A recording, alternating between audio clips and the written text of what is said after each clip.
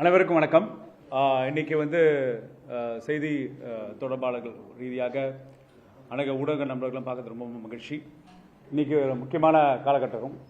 தாவேக ஆட்சி 100 நாள் நிறைவடைந்து இன்னைக்கு சட்டமன்றத்தில் முதல்வர் விஜய் அவர்கள் 110 விதியின் கீழ் பல்வேறு பிரம்மாண்டமான அறிவிப்புகள் அறிவித்தார் என்று பல்வேறு டேக்லைன்லாம் போட்டு வீடியோலாம் பார்த்துட்டு இருக்கோம். அந்த பிரம்மாண்ட அறிவிப்புகள் அடிப்படையில் ஒரு தார்மீக எதிர்கட்சியாக ஒரு ஜனநாயகத்தில் ஒரு எதிர்கட்சியோட கடமை என்பது ஆளுங்கட்சியோட குறைகளை மட்டும் சுட்டிக்காட்டுறது மட்டும் இல்லாமல் ஆளுங்கட்சியில் திட்டங்கள் எப்படி மக்கள் கிடைப்பை கொண்டு போய் சேர்க்குது என்று முத்தமிழ் கலைஞர் நமக்கெல்லாம் பாடம் போட்டிருக்கார். ஏன்னா ஒரு எதிர்கட்சி தலைவராக செயல்படும் போது நம்மளோட திராவிட மாடல் முதல்வர் இருந்த நம் திமுக கழக தலைவர் எதிர்கட்சியாக செயல்படும் போது பல்வேறு திட்டங்கள் ஆட்சியில் அதிகாரத்தில் சொல்லும் போது அந்த ஆட்சி திட்டங்களை எப்படிலாம் மக்களுக்கு கொண்டு போய் சேர்க்கணும் என்ற சில கைட்லைன்ஸே நம்ம கொடுத்துருக்கோம். அதான் திமுகவோட ஸ்டைல், அதான் திமுகவோட வரலாறு, அதான் திமுகவோட ஜனநாயக ரீதியாக எதிர்கட்சியோட ஒரு கடமை. அதன் அடிப்படையில் நீங்கள் பார்த்தீங்கன்னா ஒரு முக்கிய அறிவிப்பு என்னன்னா மருத்துவ காப்பீடு திட்டத்தை பற்றியான ஒரு அறிவிப்பு கொடுத்துருக்காரு. உங்களுக்கு எல்லாம் தெரியும், மருத்துவ காப்பீடு முத்தமிழன் கலைஞர் தான் 2006 ஆட்சி காலத்தில் முதல்வர் காப்பீடு திட்டம், முத்தமிழன் கலைஞர் காப்பீடு திட்டத்தை இன்ட்ரடியூஸ் பண்ணாங்க. விஜய் அவர்கள் முதல்வராக இருக்கும்போது அது சொல்லும் போது என்ன சொன்னார்னா, நம்ம மருத்துவ சேவை என்பது ஒரு வகையான வருமானங்கள் அடிப்படையிலையோ இல்லைனா அவங்களோட ஏழ்மை பணக்காரன் வித்தியாசம் பாகுபாடு இல்லாமல் மருத்துவம் அனைவருக்கும் போய் சேரணும் என்று சொல்கிறாரு. அது ஹெல்த் ஃபார் ஆல். இதுதான் திராவிட இயக்கங்கள் திராவிட ஆட்சி முறைகள் செயல்படுத்திட்டோம். ஏன்னா தமிழ்நாட்டில் மட்டும் இல்லை, உலகத்தில் எந்த மூலையிலையும் தமிழ்நாட்டில் அரசாங்க பொது சுகாதார கட்டமைப்பு, அது மருத்துவக் கல்லூரி கட்டமைப்பாக இருக்கட்டும் இல்லை மருத்துவங்களாக இருக்கட்டும் ஆரம்ப சுகாதார நிலையமாக இருக்கட்டும், அனைவருக்கும் இலவசமான மருத்துவத்தை ஏற்கனவே நம்ம செக்யூர் பண்ணிட்டோம்.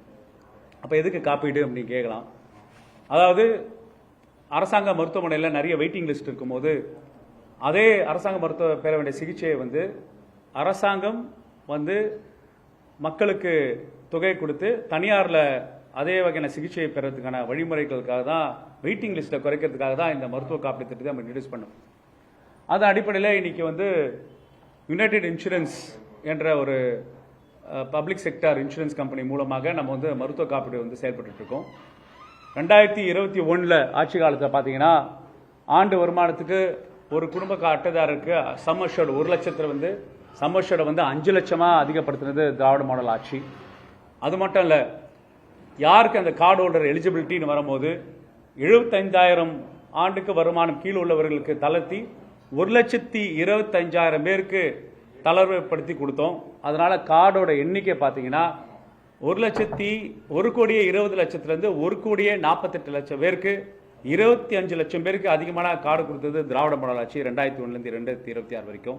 எம்பேனல் ஹாஸ்பிட்டல்ஸ் பார்த்தீங்கன்னா கிட்டத்தட்ட 1000 மருத்துவமனையிலிருந்து 2000 மருத்துவமனை உயர்த்தி கிட்டத்தட்ட 2000க்கு மேற்பட்ட ப்ரொசீஜர்ஸ்க்கு காப்பீடு திட்டம் சேவையை எக்ஸ்பேண்ட் பண்ற ஸ்கீம் நம்ம வச்சிருக்கோம். சரி, இன்னைக்கு முதல்வரோட அறிவிப்பு எந்த விதத்தில் இது ஆட் ஆன் பண்ணுது அப்படின்னு நம்ம அனலைஸ் பண்ணி சொல்லணும், இல்லை ஒரு கைட்லைன் சொல்றோம். முதல்ல அப்ரிஷியேட் பண்றோம். சம்மர் ஷூட 5 லட்சத்திலிருந்து 25 லட்சம் ரூபாய் வரைக்கும் காப்பீடு திட்டத்தில் எலிஜிபிள் அப்படின்னு சொல்ற நேரத்தில் தான் நம்ம ஒரு அடிப்படையான கேள்வி கேட்கிறோம். ஏன்னா நம்ம ஆட்சி காலத்தில் 1 லட்சத்திலிருந்து 5 லட்சத்துக்கு சம்மர் ஷூர் இன்க்ரீஸ் பண்ணும்போது ஒவ்வொரு கார்டுக்கும் அரசாங்கம் கொடுக்க வேண்டிய தொகை 849 ரூபாய். அப்போ அந்த இன்சூரன்ஸ் கம்பெனிக்கு நம்ம கொடுக்க வேண்டிய தொகை கிட்டத்தட்ட 1200 கோடி ரூபாய் வருஷத்துக்கு கொடுப்போம். அது 5 வருஷத்தோட டெண்டர். இப்போது 5 லட்சத்திலிருந்து 25 லட்சத்துக்கு இன்க்ரீஸ் பண்றாங்க சம்மர் ஷூட. அப்ப ஒரு கார்டுக்கும் எவ்வளவு தொகையை நீங்க கூட்டிருக்கீங்கன்னு என்ற விவரம் நமக்கு தெரியல. இப்ப 110 விதி கீழ் அவங்க வெளியிட்டு சொன்னனால இனிமேல் சொல்வாங்க நம்புறோம். இல்ல சுகாதாரத்துறை அமைச்சர் இது ஒரு விளக்கம் கொடுப்பாருன்னு நம்பிக்கை கேட்கிறோம். 800-499 ரூபாய் பிரீமியம் ஒரு கார்டுக்கு நீங்க டபுள் ஆக்க போறீங்களா? அதாவது 1500 ரூபாய் அரசாங்கம் அந்த கார்டுக்கு பே பண்ணாதான் நீங்க 25 லட்சம் இலக்க ரீச் பண்ண முடியும். சம்பஷன் ரீச் பண்றதுக்கான பிரீமியம் தொகை நீங்க வெளிப்படையா சொல்லணும்ன்றேன். பிறகு உங்க பட்ஜெட் அலோகேஷன்ல பாத்தீங்கன்னா நீங்க நிதி அலோகேஷன் பாத்தீங்கன்னா இந்த காப்பீடுக்காக நிதி அலோகேஷன் பாத்தீங்கன்னா கிட்டத்தட்ட ஒரு 1300 1400 கோடி ரூபாய் நீங்க அலாட் பண்ணிருக்கீங்க. ஆனா இப்ப 5 லட்சத்திலிருந்து 25 லட்சம் ரூபாய் சம் அஷ்யூர்ட் இன்க்ரீஸ் பண்றனால அந்த மருத்துவ காப்பீடு நிறுவனத்துக்கு நம்ம கொடுக்க வேண்டிய தொகை கிட்டத்தட்ட 4000 கோடி ரூபாய்க்கு நீங்க அலாட்மெண்ட் பண்ணாதான் நீங்க சொன்ன அந்த 25 லட்சம் பிரீமியம் அஷ்யூர்டை வந்து சாட்டிஸ்ஃபை பண்ண முடியும். இது பண்ணாம நீங்க இந்த அறிவிச்சனால ஒரு அடிப்படை கேள்வி இருக்குன்னா, நீங்க சம் அஷ்யூர்ட்னு 25 லட்சம் ரூபாய் சொல்லிடுங்க. ஆனா நீங்க ஆபரேஷனுக்கு கொடுக்க வேண்டிய பேக்கேஜ் ரேட், அதாவது ஒரு பைபாஸ் ஆபரேஷனுக்கு எவ்வளவு கொடுக்க போறீங்க, ஒரு டிரான்ஸ்பிளான்ட் சர்ஜரிக்கு எவ்வளவு கொடுக்க போறீங்க, ஒரு மருத்துவ சிகிச்சைக்கு ஒரு கேன்சர் ட்ரீட்மெண்ட்டுக்கு எவ்வளவு கொடுக்க போறீங்க என்ற பேக்கேஜ் ரேட்ஸை நீங்க அதிகப்படுத்த போறீங்களா? அப்ப அதிகப்படுத்தினால நம்பர் ஆஃப் பிரைவேட் ஹாஸ்பிட்டல்ஸ் இதை எம்பேனல் பண்றதுக்கு விரிவுபடுத்த போறீங்களா? அப்ப இந்த மாதிரி ஒரு செயல் திட்டங்களை வந்து நீங்க விரிவுபடுத்தி சொல்லாம, அதுக்குண்டான நிதி ஒதுக்கீடை வந்து நீங்க டைப் பண்ணாம, நாங்க 25 லட்சம் ரூபாய் வரைக்கும் நாங்க வந்து காப்பீடு திட்டத்தில் நாங்க சம் அஷ்யூர்ட் கொடுப்போம் சொல்வது அடிப்படையிலே இந்த 4 கேள்விகளை வந்து அவங்க பதில் சொல்லணும். ஒன்னு, ஒரு கார்டுக்கான பிரீமியம் எதோட அதிகப்படுத்த போது, நீங்க 25 லட்சம் சம் அஷ்யூர்ட்னா நீங்க வந்து எவ்வளவு ரூபாய் நீங்க ஒதுக்கீடு அதிகப்படுத்த போறீங்க? 1200 கோடி ரூபாயில இருந்து 4000 கோடி ரூபாய் வருஷத்துக்கு ஆண்டுக்கு நீங்க இன்க்ரீஸ் பண்ண போறீங்களா? 3, நீங்க கொடுக்க வேண்டிய பேக்கேஜ் ரேட்ஸ், ஒரு ப்ரொசீஜருக்கான பேக்கேஜ் ரேட்ஸ் வந்து விரிவுபடுத்த போறீங்களா? இல்ல number of private hospitals empanel பண்ண போற அதிகரிக்க போறீங்களா? இது 4 குறிக்கோளை எட்டாம நீங்க அந்த 25 லட்சம் ரூபாய் ஒரு கார்டுக்கு நாங்க வந்து வாயளவுல அறிவிப்பா இருந்தா அது செயல் திட்டத்துக்கு ஏகுவாக இருக்கிறதா, இல்ல ஆஸ் யூஷுவல் இது வந்து ஒரு நெரேட்டிவ் பில்டிங்காக, ஒரு விளம்பரத்துக்காக 110 அறிவிப்பு கொடுக்க போறீங்களான்னு என்ற ஒரு அடிப்படையான கேள்வியை வந்து நான் கேட்கிறோம். ஓகே. ரெண்டாவது, நேற்று பார்த்தீங்கன்னா மருத்துவ மானியத்தில் இப்போ வந்து ஒரு அறிவிப்பு கொடுத்தாங்க. முதியோர்கள் 70 வயசுக்கு தாண்டினவங்களுக்கு நாங்கள் வந்து எந்த வகையான வருமான உச்சவரம்பு வைக்கல, எல்லா வகையான ப்ரொசீஜர்ஸ்க்கும் நாங்கள் வந்து காப்பீடு திட்டம் கவர் பண்ணுறோம் சொல்கிறோமே, இது ஒன்றிய அரசோட வே வந்தனா என்ற பிஎம்ஜே ஸ்கீமோட எக்ஸ்டென்ஷன் தான் பண்றதை வந்து நீங்க உங்க அறிவிக்கிறீங்களா கேட்கிறேன். ஏன்னா ஏற்கனவே வந்து நம்ம நிறைய திட்டங்கள் ஒன்றிய அரசு நிதியை வந்து கம்பைன் பண்ணி கொடுக்குறோம். முத்துலட்சுமி அம்மையார் திட்டத்தில் வந்து 12,000 ரூபாய் மாநில அரசு கொடுக்குது, 6,000 ரூபாய் ஒன்றிய அரசு கொடுக்குது, அது 18,000 ரூபாய் கொடுக்குறோம். அதே மாதிரி தான் நம்மளோட காப்பீடு திட்டத்துக்கூட 40லேருந்து 50 விழுக்காடு வந்து சில ப்ரொசீஜர்ஸ்க்கு PMJ scheme, Ayushman Bharat scheme வழியாக அலாட் பண்ணி கொடுக்குறோம். நீங்க இப்ப புதுசா முதியோருக்குன்னு ஒரு திட்டம் அறிவிச்சிருக்கீங்களே, இது தனிப்பட்ட திட்டமா, இல்ல மாநில அரசு நிதி ஒதுக்கீட்டுல தனிப்பட்ட திட்டமாக இருக்க போகிறதா, இல்ல ஒன்றிய அரசோட இந்த பிஎம் ஸ்கீம் வே வந்தனா திட்டத்தோட ஒரு எக்ஸ்டென்ஷனாக தமிழ்நாடு உள்வாங்கி கொடுக்க போதா? அப்படி உள்வாங்கி கொடுக்கும் போது ஒன்றிய அரசோட நிதி பங்கீடு எவ்வளவு, மாநில அரசு நிதி பங்கீடு எவ்வளவுன்னு நீங்க எலாபரேட் பண்ணணும். அப்ப நீங்க ஒன்றிய அரசோட திட்டத்தை தான் நீங்க விரிவுபடுத்த போறீங்கன்னா அப்புறம் ஏன் இது தனி திட்டமாக நீங்க உங்க மருத்துவ மாநிலத்தில் பட்ஜெட்ல அறிவிச்சீங்க என்ற கேள்வி இருக்கு. ஸோ இந்த அடிப்படை கேள்வியை கேட்டிருக்கோம். இன்னொன்று முக்கியமான விஷயம் என்னன்னா, இன்னைக்கு ஆவின் பால் பத்தி ஒரு பெரிய அறிவிப்பு தெரிவிச்சதா சொன்னாரு. அவர் சொல்லும் போது முதல்வர் வந்து திமுக ஆட்சி காலத்தில் 3 ரூபாய் உயர்த்தினது, கொள்முதல் உயர்த்தினதை வந்து பதிவு பண்றாரு. Yes, very good. ஆனா அவங்க தேர்தல் அறிக்கையில கிட்டத்தட்ட அவங்க என்ன பார்த்தீங்கன்னா 44 ரூபாய் வரைக்கும் நாங்க வந்து உங்களுக்கு பால் கொள்முதல் கொடுக்கிறோம் என்று பால் உற்பத்தி பண்ற விவசாயிகளுக்கோட நிலையை போக்குவதற்கு 44 ரூபாய் வந்து தேர்தல் அறிக்கையில் வச்சிருக்கீங்க கொள்முதல். ஆனா கொடுத்தது 41 ரூபாய் தான். நாங்க இதை கொண்டு வரும்போது 3 ரூபாய் கொள்முதல் விலையை வந்து உயர்த்தி விவசாயிகளுக்கு பால் உற்பத்தி பண்றவங்களுக்கு கொடுத்தோம். அதே நேரத்தில் ஆவின் பால் விலையை வந்து 3 ரூபாவை மக்களுக்கு குறைச்சோம். அப்ப கிட்டத்தட்ட 6 ரூபாய் ஒரு லிட்டருக்கான சுமையை வந்து அரசு ஏத்திச்சு. இப்ப நம்ம கேட்கறது, நீங்க 3 ரூபாய் இப்ப எக்ஸிஸ்டிங் ரேட்ல இருந்து நீங்க 3 ரூபாய் நீங்க வந்து பால் கொள்முதல் கொடுக்குறீங்க, இதனால ஒரு 300 கோடி ரூபாய் வந்து அரசுக்கு இழப்பீடு வரும்னு சொல்றீங்க. ஆனா மீதி 3 ரூபாய் நாங்க வந்து குறைச்சோம்ல, யாரு மக்களுக்கு ஆவின் பால் விலையை ஒரு லிட்டருக்கு 3 ரூபாய் குறைச்சோம்ல, அந்த 3 ரூபாய் அட்வான்டேஜ் ஏன் திருப்பியும் பால் கொள்முதல் பண்ற விவசாயிகளுக்கு, ஏன் விவசாயம் பாதிக்கப்பட்ட சூழல்ல இப்ப தண்ணி வராத நிலையில, அப்ப பால் உற்பத்தியாளர்களுக்கு நீங்க நிறைய இறக்கப்பட்டு பல ஸ்டேட்மெண்ட் சொன்னீங்களே 110 அறிவிப்பின் கீழ், அந்த அறிவிப்பின் கீழ் ஏன் நீங்க வந்து முழுமையாக அந்த அட்வான்டேஜை வந்து வாடிக்கையாளர்களுக்கு தான் கொடுக்கல, பால் வாங்குறதுக்கு கொடுக்கல, அட்லீஸ்ட் பால் கொள்முதல் பண்ணுறவங்களுக்கு நீங்கள் கொடுத்துருந்தா உங்கள் தேர்தலில் நீங்கள் சொன்ன வாக்குறுதியை நிறைவேற்ற விதமாக அமையுமே என்ற ஒரு பொறுப்பான எதிர்க்கட்சியாக நாங்கள் வந்து கேள்வியை கேட்குறோம். மூணாவது அறிவிப்பு, நீங்கள் வந்து எல்லா சட்டமன்ற உறுப்பினர்களுக்கும் நீங்கள் வந்து கார் கொடுக்கறத பற்றி செய்தி வந்தது. பிறகு அவங்களுக்கு ஒரு பிஏக்கு சம்பளம் கொடுக்கறது, பிறகு பெட்ரோல் மானியம் கொடுக்க தான் சொன்னீங்க. அடிப்படையில் பார்த்தீங்கன்னா சட்டமன்ற உறுப்பினர்களுக்காக ஒரு ஆண்டும் நிதி ஒதுக்கீடு வந்து 3 கோடி ரூபாய் இருக்கு. அந்த மக்களுக்காக எம்பி எம்எல்ஏ ஃபண்ட்ஸ் அப்படின்னு ஒரு கேட்டகரி இருக்கு. அதை முத்தமிழ் கலைஞர் தான் கொண்டு வந்தார். ஒரு சட்டமன்ற உறுப்பினர் வந்து அவரோட வேலை என்ன, சட்டமன்றத்தில் தமிழ்நாடு அரசோட சட்ட முன்வடிவுகளை வந்து விவாதம் செஞ்சு அதை சட்டமாக மாற்றுறதுக்கான வேலைகள், அந்த அமைப்பு முறையை மாற்றி மக்களை தேர்ந்தெடுக்க பிரதிநிதிகள் மக்கள் குறைகளை திட்டங்கள் மூலம் கொடுக்கறதுக்காக நம்ம வந்து எம்எல்ஏ ஃபண்ட்ஸ்னு முத்தமிழ் கலைஞர் உருவாக்கினார். கிட்டத்தட்ட 3 கோடி ரூபாய் வரை ஆண்டுக்கு வந்து கொடுக்குறாங்க. அப்போ 5 ஆண்டுகளை பார்த்தீங்கன்னா இந்த ஒரு ஆண்டு 3 கோடி ரூபாய் ஒரு எம்எல்ஏவும் தன்னோட எம்எல்ஏ நிதியை மக்களுக்கு நேரடியாக கொடுக்குற வழிமுறை இருந்தது. இப்போ நீங்கள் சொன்னீங்க மிகவும் பொருளாதார நெருக்கடி சூழல் இருக்கும், ரொம்ப காஸ்ட் கன்ஸ்ட்ரெயிட்டில் நாங்கள் வந்து செயல்பட்டு இருக்கோம்னு சொல்கிறீங்க. அந்த அடிப்படையில் நீங்கள் இந்த மாதிரி ஒரு ஸ்கீமை வந்து இன்ட்ரடியூஸ் பண்ணியிருக்கீங்க. அந்த ஸ்கீம் இன்ட்ரடியூஸ் பண்ணும்போது ஒரே ஒரு கேள்வி தான் கேட்குறேன். நான் ஒரு சட்டமன்ற உறுப்பினராக செயல்பட்டிருக்கேன். இந்த சட்டமன்ற தேர்தலில் வந்து வெற்றி வாய்ப்பு இழந்துள்ளேன். ஆனால் ஒவ்வொரு தேர்தலுக்கு முன்னாடி எங்களோட எலெக்ஷன் அஃபிடவிட் நாங்கள் வந்து சப்மிட் பண்ணணும். அந்த எலெக்ஷன் அஃபிடவிட்டில் தெளிவாக யார் யாரெல்லாம் கார் வச்சுருக்கா, யார் யாரெல்லாம் எவ்வளோ சொத்து வச்சுருக்கா, யார் யாரெல்லாம் வந்து அந்த பொருளாதார தளத்தில் எந்த நிலையில் இருக்காங்கன்னு என்ற தன்மை வந்து வெளிப்படையாக இருக்குது. Association of democratic reforms ADR போன டைம்ஸ் ஆஃப் இந்தியாவில் நம்ம சட்டசபையில் இப்போ இருக்கிற சட்டசபையில் 234 எம்எல்ஏக்கள 190 எம்எல்ஏ மேல் கிட்டத்தட்ட அவங்க வந்து கோடி கணக்கில், அதாவது வருமானத்தை வந்து அவங்க வந்து கோடீஸ்வரர்களாக இருக்காங்க என்ற அறிக்கையை வந்து சப்மிட் பண்ணியிருக்கு.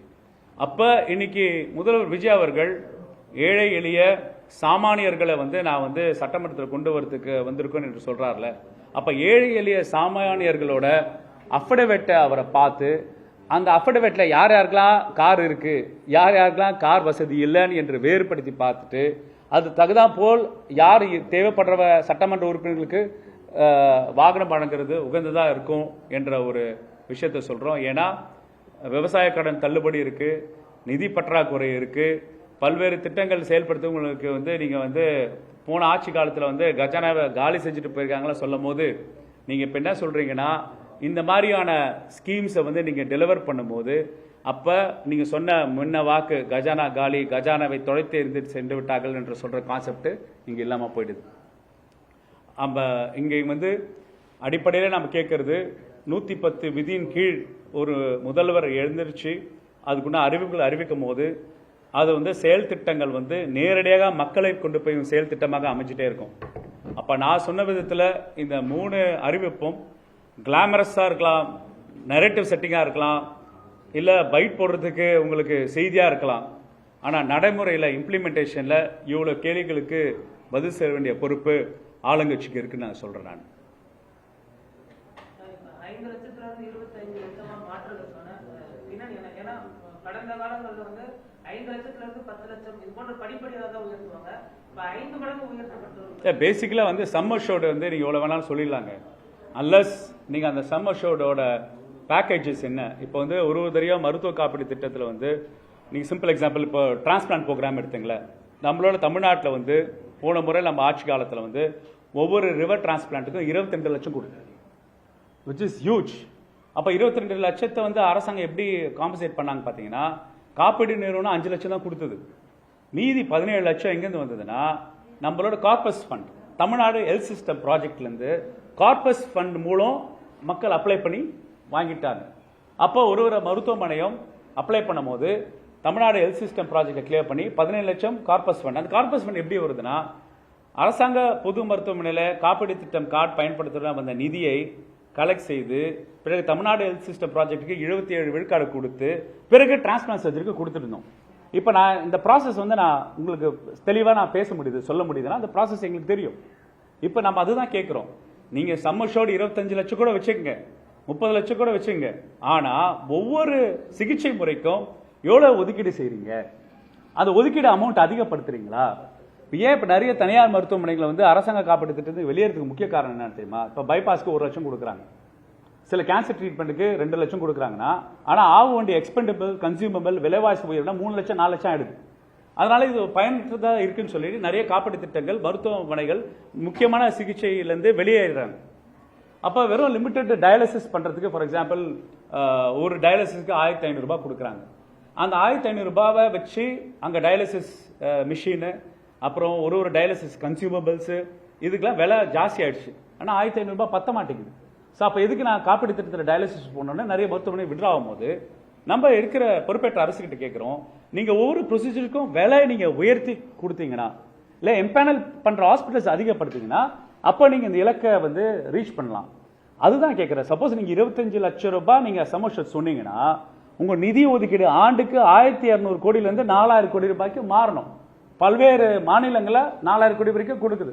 இப்போ நீங்கள் ஆந்திரா எடுத்துங்க, காப்பீடு திட்டத்தில் 4000 கோடி ரூபாய் அலாட் பண்ணுறாங்க ஒரு வருஷத்துக்கு.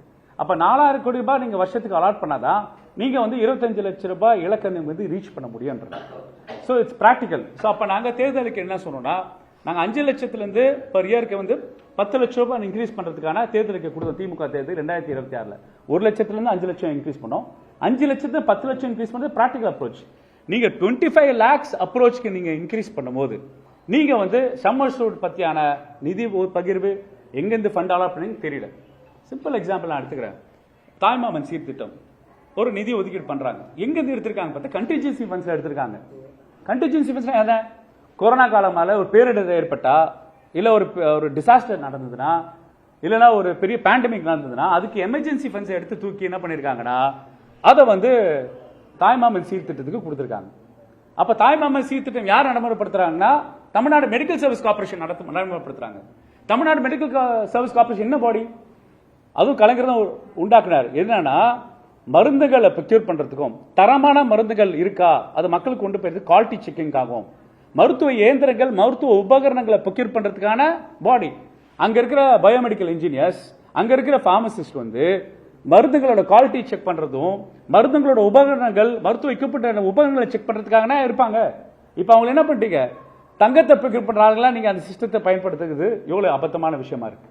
அப்ப நம்ம நீங்க ஒரு ஸ்கீமை இன்ட்ரோடியூஸ் பண்ணும்போது அதுக்கான நிதி ஒதுக்கீடு, அது யார் பண்ண போறா, எந்த மெக்கானிசம் பண்ண போறா, எப்படி டெலிவர் பண்றாங்க என்ற புரோட்டோடைப் ரொம்ப ரொம்ப அவசியமாகுது. அது நான் இந்த ஆட்சியில மிஸ் ஆகுதுன்றோம். கடன் வந்து 10 லட்சம் கோடி இருக்கு. அதே போன்று இந்த அரசு வந்ததுக்கு பிறகு 20,000 கோடி கடன் வாங்கி இருக்கிறாங்க. இந்த நிலையில சட்டமன்ற உறுப்பினர்கள் எல்லாருக்குமே கார் கொடுக்கிறோம், எல்லாருக்குமே வந்துட்டு உதவியாளர் கொடுக்கிறோம், 1 லட்சம் ரூபாய் வந்து கொடுக்கறதா சொல்லியிருக்காங்க. இல்ல அது பேசிக்கலா பாப்புலிஸ்டிக்கா நீஜாக்கா இருக்கு. இப்போ ஒரு சட்டமன்ற உறுப்பினர் வந்து நான் ரொம்ப வறுமையில இருக்கேன்னு சொல்லும் போது அந்த சட்டமன்ற உறுப்பினர் உண்மையிலே வறுமையில இருக்கா இல்லையா தான் நான் தான் சொல்றேனே. எலெக்ஷன் நிக்கிறதுக்கு முன்னாடி எலெக்ஷன் கமிஷன் முன்னாடி அஃபிடவிட் கொடுத்துருக்கோம் எல்லாரும். அந்த அஃபிடவிட் பட்டு எடுத்து பார்த்தா தெரிய போகுது யார் யாரெல்லாம் கோடீஸ்வரர்கள், யார் யாரெல்லாம் வந்து நிலைமை பொருளாதார நிலை என்ன அப்படின்னு எல்லாம் தெரிய போகுது. அதை அசஸ்மெண்ட் கொடுக்கலாம். நான் பெரிய பெரிய கார் வச்சுக்கிட்டு வெறும் சட்டமன்றத்தில் நான் ஆட்டோவில் வரேன், என்னை வந்து அடையாளம் தெரிய மாட்டேங்குது, என்னை வந்து யாரும் லவ் பண்ண மாட்டாங்க, யாரும் வந்து எனக்கு வேலை கொடுக்க மாட்டாங்க என்று சட்டமன்ற நடவடிக்கைகளை வந்து மக்கள் சார்ந்த விஷயத்துக்கு விவாதம் பண்ணாம தனிப்பட்ட கருத்துக்களுக்காக சொல்லி முதல்வருக்கு நன்றி தெரிவிப்பதெல்லாம் இது வரைக்கும் தமிழ்நாடு சட்டமன்றம் பல்வேறு வரலாறு பார்த்திருக்கு, பல்வேறு வரலாற்று சிறப்புமிக்க உரையாடலை கேட்டிருக்கு, விவாதங்கள் கேட்டிருக்கு, இதையும் கேட்டுட்டு இருக்கோன்ற நான் 200 யூனிட் இலவசம் சொன்னோம், எல்லாரும் ஆச்சரியப்பட்டாங்க, சந்தோஷப்பட்டாங்க. ஆனா அதுக்கு பின்னாடி மின்கட்டணம் பயங்கரமா இருந்தோன்னே அது மிகப்பெரிய பாதிக்கிட்டாங்க. இது 5 லட்சத்துல இருந்து 25 லட்சம் மாறும் போது இதுக்கு பின்னாடி இருக்கிற அபாயகரமான விஷயம் என்னன்றது மக்களுக்கு இருக்கு. ஏதாவது மருத்துவ கட்டணம் ஏதாவது தேவை மாறுமா, இல்ல கட்டணங்கள்லாம் உயரப்போட அந்த மாதிரியான ஒரு நிலைமைலாம் பேசிக்கலி எங்க இபி வந்து அவங்க மாதம் ஒரு பில் சொன்னாங்க தேர்தல் அறிக்கையில், தாவேகா தேர்தல் அறிக்கையில் அது மாதம் 20 முறை தான் இருந்தது. அப்புறம் 200 யூனிட் சொல்லிட்டு எந்த உள்ள ஃபில்டர்ஸ் வைக்கல. அவங்க என்ன கண்டிஷன் போட்டாங்க, 500 யூனிட்டுக்கு மேலக்குள்ளதான் அப்படின்னா 500 மேல தாண்டா கிடையாதுட்டாங்க. ஆனா 500 யூனிட் மேல தாண்டும் போது அந்த 501 இருந்து பில்லிங் ரேட் வந்து யூனிட் பர் 4 ரூபாய் கிட்ட இருக்கிறனால தான் இன்னைக்கு வந்து பில் வந்து அதிகமா இருக்கு. அப்ப திட்டங்கள் கொடுக்குற மாதிரி கொடுத்துட்டு மக்கள் கிட்ட சொல்ற மாதிரி உள்ள ஸ்கீமை தான் இங்க வச்சிருக்காங்க. நானும் சொல்றேன், இப்ப நீங்க வந்து மருத்துவத்துக்கான அடிப்படை சேவை புரியவங்க வந்து doctors, nurses.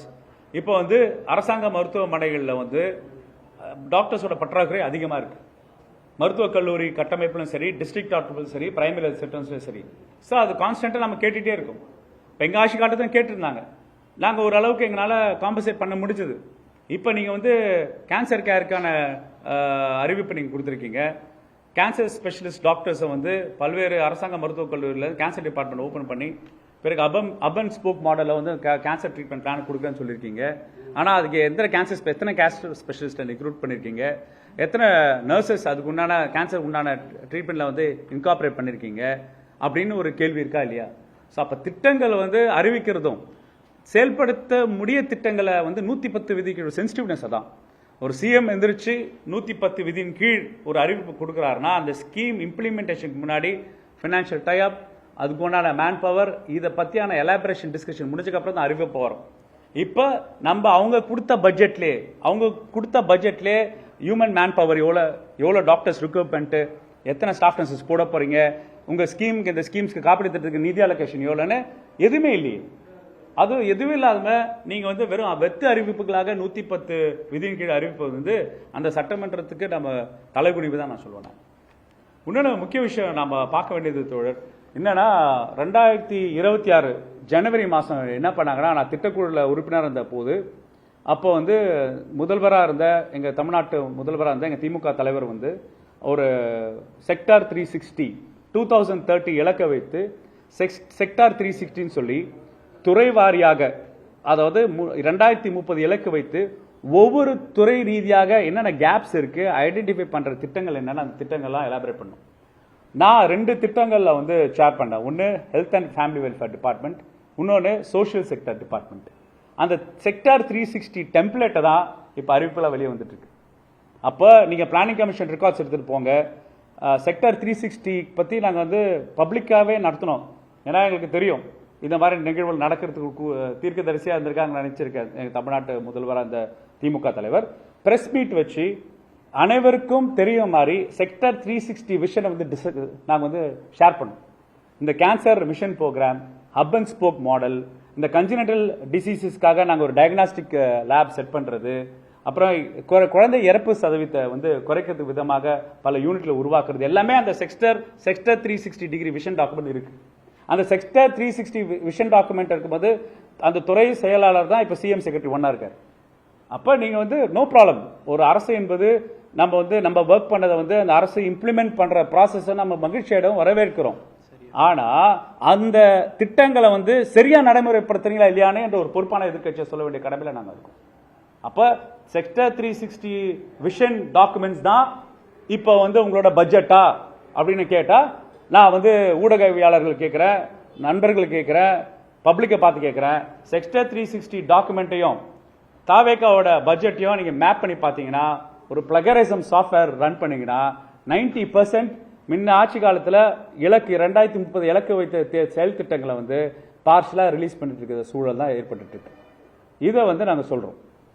Sir, Congress Janata party மற்றும் கம்யூனிஸ்ட் கட்சிகளோட போராட்டத்தில் கல்லூரி மாணவர்கள், பள்ளி மாணவர்கள் கலந்துக்காதபடி அந்த பள்ளியும் கல்லூரியும் பார்க்கணும்னு சொல்லி கல்வி இயக்கம் கல்லூரி கல்வி இயக்குனர் சார்பாக வந்து சுற்றறிக்கை வந்திருக்குது. அது இல்லை, அடிப்படையாக பார்த்தீங்கன்னா இது வியப்பா இருக்கு.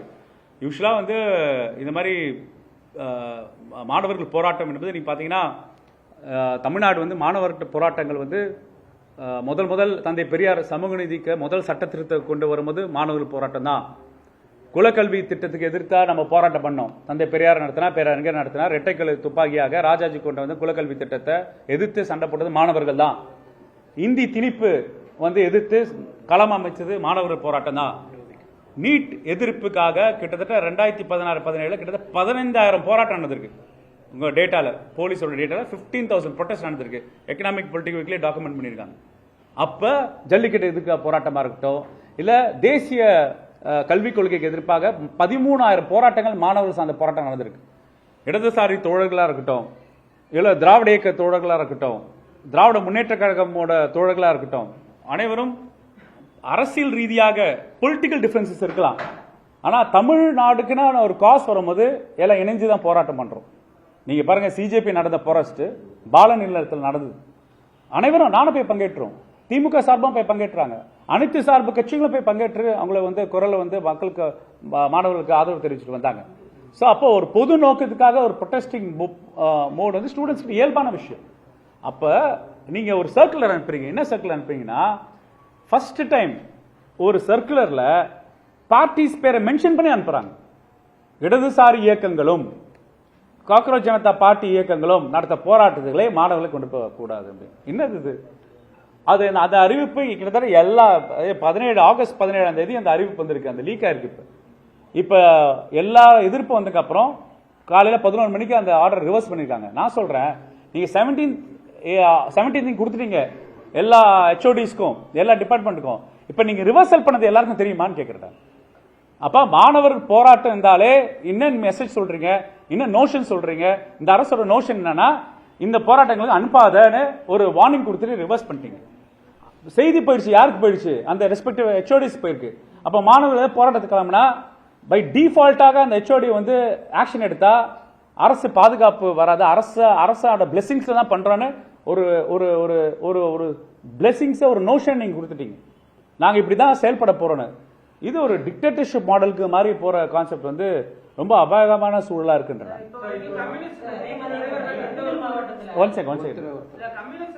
தர்மபுரி மாவட்டத்தில் இதே மாதிரி போராட்டப்பட்டது. திண்டுக்கல் மாவட்டத்தில் யாரும் இடதுசாரி தோழர்கள் இருக்காங்க, சிபிஐசி மார்க் பண்ணுங்க அப்படின்னு சொல்லியிருக்காங்க.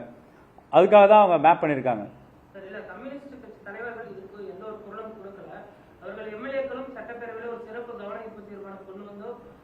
இது பொது உடைமை கட்சி தோழர்களை பார்த்து நீங்க கேட்க வேண்டிய கேள்வி. திமுக சார்பாக இந்த சுற்றறிக்கையை வந்து நாங்கள் பயங்கரமாக கண்டனம் தெரிவிக்கிறோம். இது வந்து ஜனநாயக விரோதமான செயல் நான் சொல்றோம். அரசாங்கமும் அதை ரிவர்ஸ் பண்ணிட்டாங்க. நீங்க தயவுசெய்து ரிவர்ஸ் பண்ணதை வந்து எல்லாருக்கும் இன்னும் ஸ்ட்ராங்கா இன்னும் தர சொல்லுங்க, வெளிப்படையா சொல்லுங்கன்னு நாங்க சொல்றோம். போராட்டத்துக்கு எதிராக எதிர்ப்புக்கு எதிராக நாங்கள் ஆதரவா இருக்கிறதா அமைச்சர்லாம் போயிட்டு வானநிலத்துல சப்போர்ட் பண்ற மாதிரி போயிருக்காரு. ஆனா இப்ப கல்லூரி கல்வி இயக்குனர் வெளியிட்ட போது யார் யார் போடுறாங்களோ கண்காணிங்கன்றதோ சொல்றாங்க. இது பின்புலமா நீட்டுக்கு இல்ல அதுதான் இந்த ஆக்சுவலா இந்த வாயளவுல நீட்டு பாருங்க. இந்த கட்சியோட தாவேக்கோட அமைப்பு எப்படி இருக்குன்னா, ஆட்சி முறை அமைப்பு இருக்குன்னா, வாயளவுல நாங்க வந்து எல்லாருக்கும் சப்போர்ட் சிஸ்டம் பண்றோம். ஆனா நடைமுறையில நாங்க வேற மாதிரி இருக்காங்க. கரெக்டா இல்லையா? இப்ப இந்த இரட்டை நிலைப்பாடு வந்து ஒரு சீசோஃபினிக் எஃபெக்ட் சொல்றேன். நான் சீசோஃபினிக் எஃபெக்ட்னா நான் சொல்றது ஒண்ணு, ஆனா நடைமுறை ஒண்ணு. அப்புறம் நான் ஒரு ஸ்பிளிட் பர்சனாலிட்டியா மாதிரி செயல்படுறேன். அப்ப அந்த ஸ்பிளிட் பர்சனாலிட்டி மாதிரி செயல்படுறது வெறும் தலைமையில மட்டும் இல்லையா, நீங்க நடைமுறையில் இருக்க எல்லா ஆட்சி முறையிலும் இந்த இரட்டை நிலைப்பாடு இருக்கு. அப்போ இது வந்து ஸ்பிளிட் பர்சனாலிட்டி கவர்மெண்டா? அது நீங்க பேசுறது ஒண்ணு, சொல்றது ஒண்ணு, செய்யறது ஒண்ணு விதமா இருக்கா அப்படின்னு நான் கேட்கிறேன். நான் ஒன் டைம் எல்லாரும்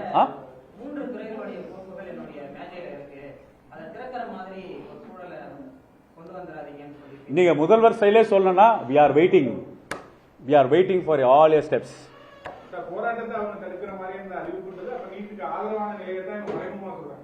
இல்ல நீங்க வந்து போராட்டம் என்பது வெறும் நீட்டு மட்டும் இல்ல. நீங்க வந்து பாத்தீங்கன்னா இனி எஸ்டாப்ளிஷ்மெண்ட் ஆன்டி எஸ்டாப்ளிஷ்மெண்ட் மூட வந்து மாணவர்களுக்கு ஏற்படுத்தக்கூடாதுன்னு இந்த அரசு பயப்படுதுன்னு அர்த்தம்.